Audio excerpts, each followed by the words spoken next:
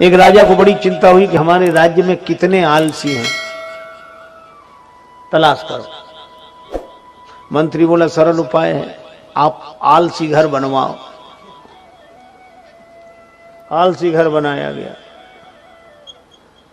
राज्य में मुनादी हुई कि जो आलसी हों उनके लिए सुनहरा अवसर, आलसी घर में पधारें,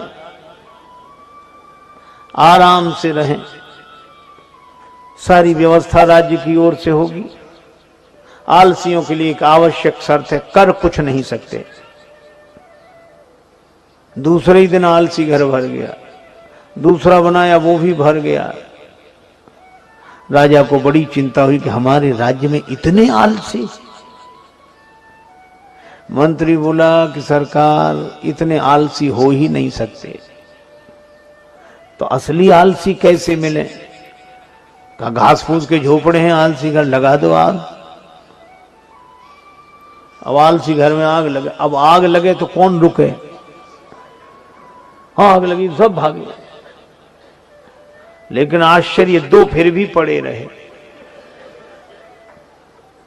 एक आलसी दूसरे से कह रहा था कि अब तो झोपड़े में ही आग लग गई, उठकर चिलम जला ले।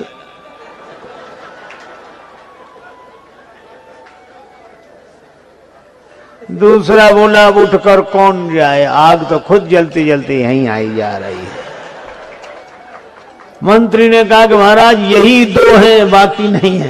वो क्या हुआ, किसी का विवाह हुआ, नववधू घर में आई, गांव की घटना है।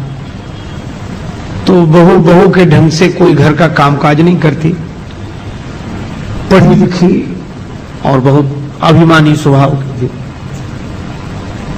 बेचारी सास सोचे कि घर का काम नहीं होगा तो क्लेश होगा, तो बेटे को दुखी नहीं देखना, तो खुद ही काम करती वो सब। एक दिन बेटे को लगा कि ये बैठी रहती है, तो बेटे ने सोचा कि मैं मां के हाथ से झाड़ू लेकर झाड़ू लगाऊंगा, तो इसे शर्म लगेगी। पति ने उसके हाथ से झाड़ू, नहीं तुम मत लगाओ, मैं लगाऊं। बोली नहीं, मां बोली मैं लगाऊंगा। अब बेटा कहेगा नहीं माता जी अच्छा नहीं, मैं लगाऊंगा। और दोनों झगड़ने लगे। सोचा शायद इसे शर्म लगे, तो बहू बैठी बैठी बोली काहे को झगड़ा करते हो, मेरे तो सिर में दर्द होने लगा, क्यों झगड़ते हो? एक दिन तुम लगा लिया करो, एक दिन ये लगा लिया करेंगे।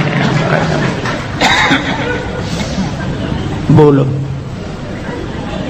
और एक दूसरा दृश्य देखो, किसी आदमी का विवाह हुआ, पत्नी के साथ घर में आया बेटा, तो बहुत दुखी। पत्नी ने कहा क्या हुआ? बोले देखो तो तुमने मेरे पीछे अपने माता पिता का त्याग कर दिया। पत्नी बोली वो तो सब करते हैं, उसमें क्या है?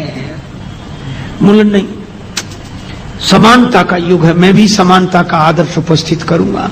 कैसे? बोले हे देवी तुमने मेरे पीछे अपने माता पिता का त्याग किया, तो हम तुम्हारे पीछे अपने माता पिता का त्याग करते हैं। हो गई समानता। अरे भाई, एक आदमी बोला माँ बाप दोनों बराबर, उसमें क्या है? अरे हमने कहा ये शब्द ही अंतर बताते हैं।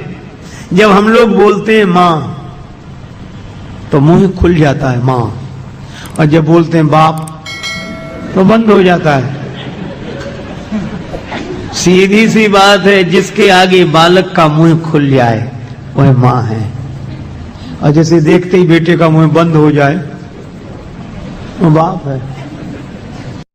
था सो गुरु जी ने समझाया कि बेटा तुम भी ब्रह्म, यह भी ब्रह्म, सब सर्वम खलविदम ब्रह्म।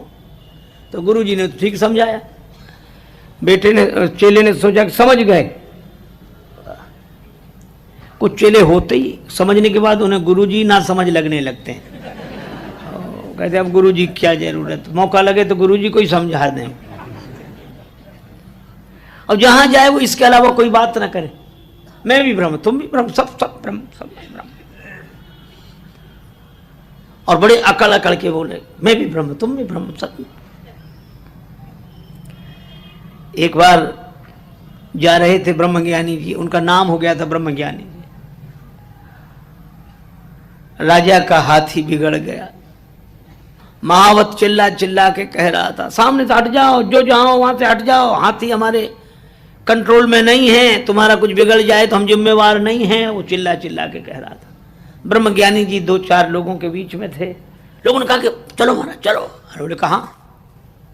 आना जाना कहाँ है? सब जगह ब्रह्म है।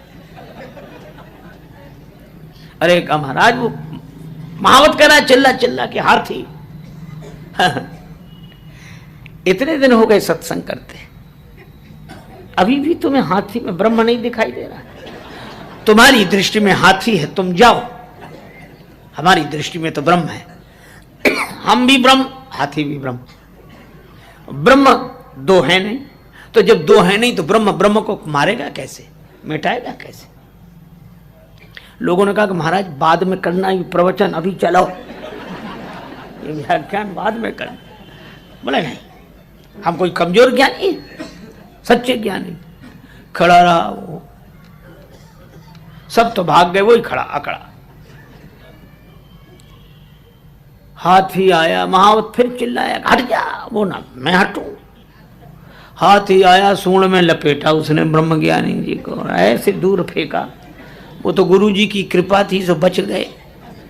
हाथी ने पांव ही नहीं रखा छाती पर, दूर गिरे, हड्डियां 2-4 टूटी।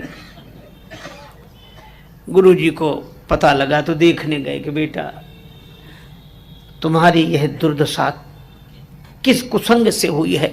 बोले महाराज कुसंग से नहीं, सत्संग से, आपके ज्ञान से। गुरु जी बोले हमने क्या ज्ञान दिया है? आप ही कहते थे सर्वम खलविदम ब्रह्म, तुम भी ब्रह्म, यह भी ब्रह्म, वह भी ब्रह्म, तो मैं भी ब्रह्म, हाथी भी ब्रह्म। तो जब ब्रह्म ब्रह्म को देख रहा था तो ब्रह्म ने ब्रह्म को उठाकर क्यों फेंक दिया? इसलिए आपका ज्ञान झूठा। गुरु जी बोले ज्ञान तो सच्चा है, तुम्हारी समझ सच्ची नहीं है। कैसे? कहा हमने यह कहा था कि सब में ब्रह्म देखना। बोले हाँ यह तो कहा था। तो कहा तुमने हाथी में ब्रह्म देखा? बोले हाँ। और कहा उसके ऊपर जो महावत बैठा था वो चिल्ला कर कह रहा था हट जाओ हट जाओ हट जाओ। उस महावत में ब्रह्म नहीं था। बोले क्या मतलब? गुरुजी ने कहा कि सब में ब्रह्म है तो महावत में भी ब्रह्म था, और महावत ने मना किया कि हट जाओ तो माने नहीं। तो हाथी में ब्रह्म तो देखते रहे, महावत में ब्रह्म नहीं देखा। तो सीधी सी बात है, जब ब्रह्म ने ब्रह्म की नहीं